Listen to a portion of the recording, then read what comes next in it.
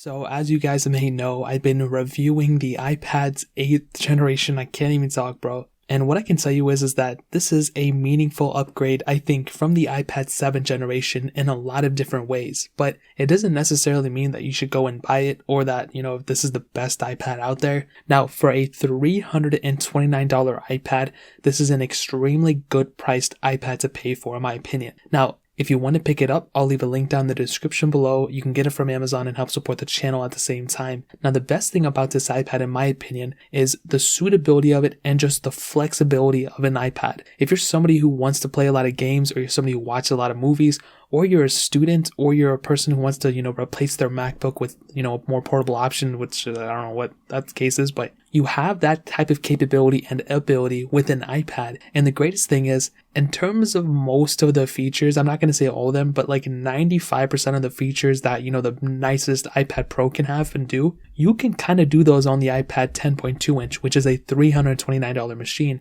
And even more, there's some things that an iPad can do that a MacBook can't necessarily do in some ways that an iPad 10.2 inch can actually go ahead and replace that. And the best thing I think about this iPad, which is one place they may have actually, cut some corners on, would probably be, the screen of it. Now, it's not a 120 Hz refresh rate. It doesn't have True Tone. It's not like the nicest panel in the world, but it's a 10.2 inch IPS panel. It pretty much is the same as I think as the 7th gen. And one thing about this panel, and I've seen a lot of complaints about it, I think, but like in terms of a day-to-day operation, you're really not going to care that much because you're not going to compare it to a MacBook Retina display or a iPad Pro 120 Hz display. When you're carrying this thing around campus or you're going and taking it from a coffee shop to whatever, you're not sitting there and comparing it side by side like I am for my phones and stuff. Like, you're not doing that. So it doesn't really matter to the average person because you're not going to compare it and you're not going to care. So that's one huge asset of this iPad, is that it gets the job done. If you're a student or whatever, this is a great iPad in terms of the panel itself. On top of that, it does have Apple Pencil support as well. It's the first gen, so don't get the wireless one, get the first gen one. And I think in terms of that specific panel, with that Apple Pencil support, it really adds another layer. And you can't use an Apple Pencil on an iPad, on a MacBook, but you can use it on this specific iPad, which is really cool. And if you're somebody who's a graphic designer and you like drawing a lot of pictures and stuff, you have that capability on the iPad 8th generation on this panel, which is a really cool feature. Now, the bezels around it might be a little bit outdated or whatever, but to me personally, it's not really that big of a deal. So in terms of the panel, I think it gets a thumbs up for me in my books. On the bottom, you have a lightning port. It's not a USB Type-C port, but I still think it's totally okay in my opinion. And on the back, single camera setup, which we'll get into in a second. Now, another thing I want to hit on is the build quality. This iPad doesn't feel like a cheap iPad. Apple definitely did not cut any corners in terms of the design and the way it feels. It still feels extremely premium. It doesn't feel any cheaper in my opinion than like an iPad Air 3 or something like that. Of course, the iPad Pros are going to feel a little bit better because they're kind of built out of better material, but I think this iPad 10.2 inch, the 8th gen, is extremely well built, and that's another huge asset why this thing feels so much better in the hand. It doesn't feel cheap. It feels like a really proper machine that you can take from, your class or to the coffee shop, or if you're going to go ahead and do whatever, write music on it or play music or make music on here or make videos. It can really handle everything you throw at in terms of, I guess, the design. I was going to save it to the performance aspect, but in terms of the outside, that really pretty much covers it up for the most part. Now, hitting on the software lifecycle of this thing, which is very important. You don't want to get an iPad today and have to update tomorrow or next year because it's already out of software. In terms of this iPad, this is something that's very important to keep in mind. This iPad has the same exact chipset as the iPhone XS, XS Max, and XR. So that means that whenever those things stop getting updates, is pretty much around the same time this iPad's going to stop getting updates too. Now, a very important thing to keep in mind is that those iPhones that I just listed just came out in 2018, which was like barely 2 years ago. And they're really only one generation behind currently because the iPhone 12s haven't came out yet.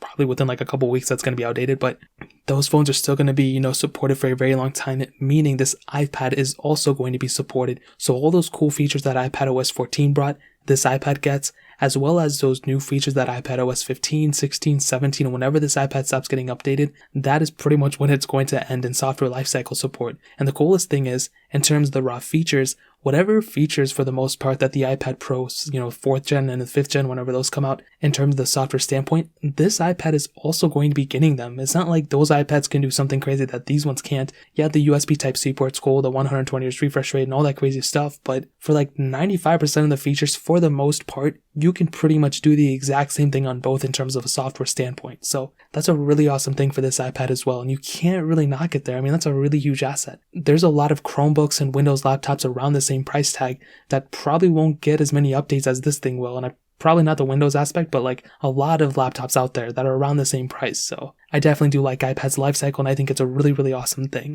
Now moving on to the performance side of things, like I said, this thing has the Apple A12 Bionic chip, a hexa-core CPU, and 3 gigs of RAM on each model. Now you can look at this RAM and be like, bro, it's like such a low amount of RAM, whatever, but you do have to keep in mind that on an iPad, it's not really that low. It's actually a pretty decent amount of RAM. You also have to keep in mind that, you're probably not going to be playing a bunch of crazy games. You're probably not going to be doing a bunch of crazy things on this. You're probably going to be, writing notes and, maybe playing a casual game here and there and taking Zoom calls and all that stuff. And I think on this iPad, this is what it really shines in. It really shines in, kind of multitasking some basic apps here and there. Now, if you're a huge graphic designer or you depend on an iPad for your everyday thing and everything, and you do a bunch of things at once, then this may not be like the best choice in my opinion. Maybe going up to the iPad Air 3, or better yet, getting an iPad Pro or iPad Air 4 whenever that comes out. That may be a better option in terms of performance standpoint. But I think from a day-to-day standpoint, if you're just, taking notes and doing some cool things here and there, taking photos and editing stuff, and you don't really rely on multitasking too much, then I think you'll probably be okay for the most part. But I think in terms of performance standpoint and in terms of the pricing structure, it's a really good price to pay for the performance that you're getting, in my opinion. Now, your opinion may be different. If you're somebody who used the 7th gen iPad and you had a horrible experience, I would love to know why, because, you probably, what you're getting into, in my opinion. You know what you're getting into when you're going ahead and buying this iPad. It's not going to be the greatest in the world, and you also know there's other options out there. So in terms of performance standpoint, I will probably give it a thumbs up. I think it's great. It could be better, but, there's a lot of other tablets out there that will probably get the job done,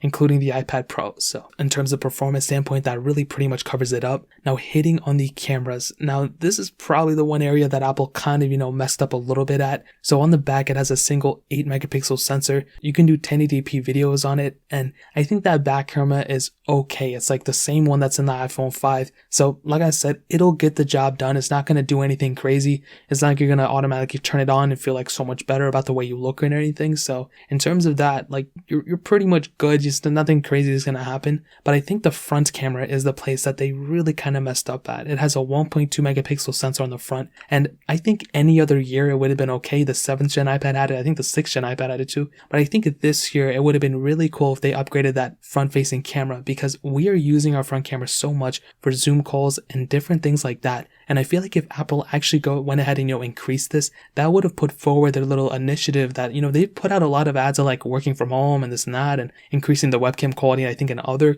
tablets as well, on other, I think, iPads, and I think another iPhone or something that came out too. I don't remember, but they did something else that like increased the camera quality. I think the MacBook last year. And they could have done the same thing. Oh, it was the iMac. The iMac, they increased the webcam quality. And I feel like with this, they should have done it here too. Now, it is what it is. There's nothing we can do about it. But that would have been a really cool thing had they done it. Other than that, if you're not doing a lot of calls and stuff from your front camera on your iPad, you'll pretty much be okay with it. But that's kind of one thing I wanted to note. Now, ending it off with the battery life, it doesn't give us the full milliamp hour here, but I can just tell you straight up, this thing has pretty good battery life. Like iPads, especially the standard generations, like the 8th gen, 7th gen, these have had a really good battery life throughout. And I think this is one of its biggest assets for sure. When you're going ahead and using an iPad like this, you're definitely going to be noticing not only the smooth performance and everything, but also the battery life.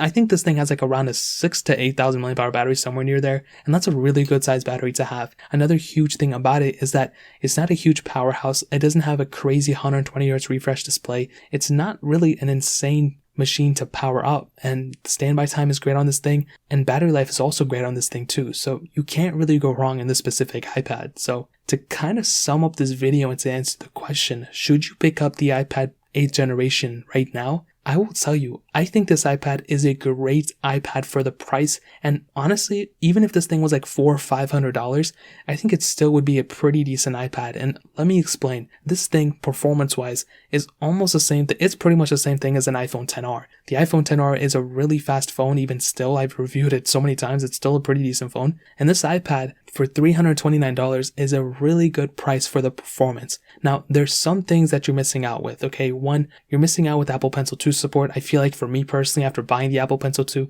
it's a really cool thing. You still have the standard Apple Pencil, but that's one thing if you're creative, if you're a graphic designer or whatever, you may actually want to have Apple Pencil 2 support. And you're missing the camera sensors. Other than that, which may be a big deal to you. If you're doing a lot of webcam calls that you need an iPad or you need a whatever, and you depend on the camera quality, this won't give you the best quality. I think it'll give you okay, but it's not going to wow anybody.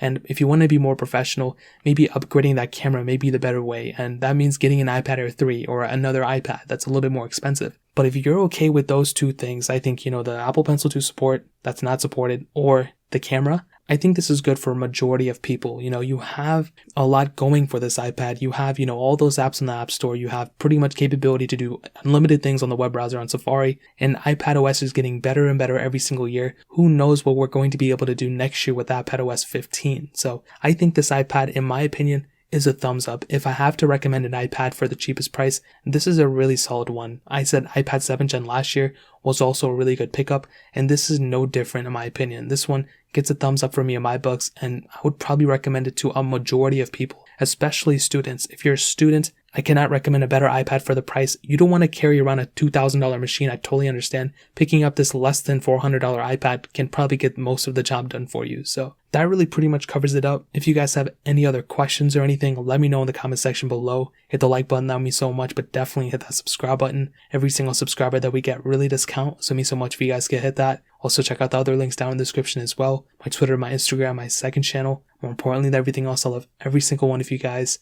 Hopefully I'll catch you guys in the next video. Peace out till then.